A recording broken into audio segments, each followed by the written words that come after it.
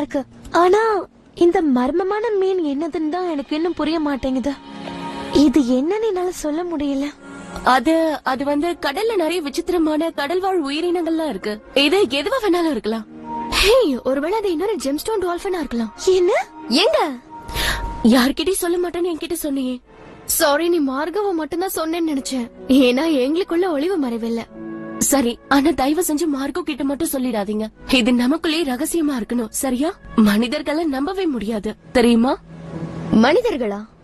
அதாவது மனுஷங்கள.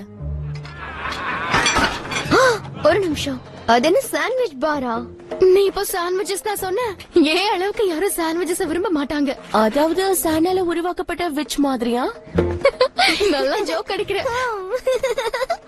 எனக்கு கொஞ்சம் ஹெல்ப் பண்ணலாமே? அதெல்லாம் முடியாது, நீயே வா ஸ்டேசி, அங்க பார்க்கலாம்.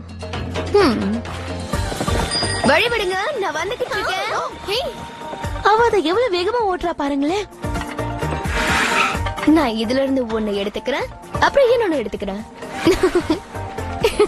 எனக்கு மட்டும்தான் சாண்ட்விச் பிடிக்கும் நினைச்சது தப்பா போச்சு. இவ்ளோ உணவுகள் இருக்கு பாரு, எங்க இருந்து ஆரம்பிக்கிறதுனே தெரியல. என் கூட வா, நான் காட்டுறேன். ஆமா, இது என்னது? பிரெட். ஓஹோ, எனக்கு பிரெட் ரொம்ப பிடிச்சிருக்கு. ரொம்பவே காஞ்சு போயிருக்கு. ரொம்ப வித்தியாசமா பேசுற.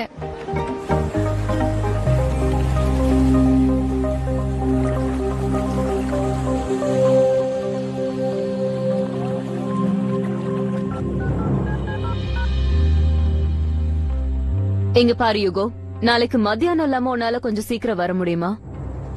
ஓகே, மத்தவங்க கண்ணுல படுறதுக்கு முன்னாடி இந்த வேலை நடந்தாகணும்.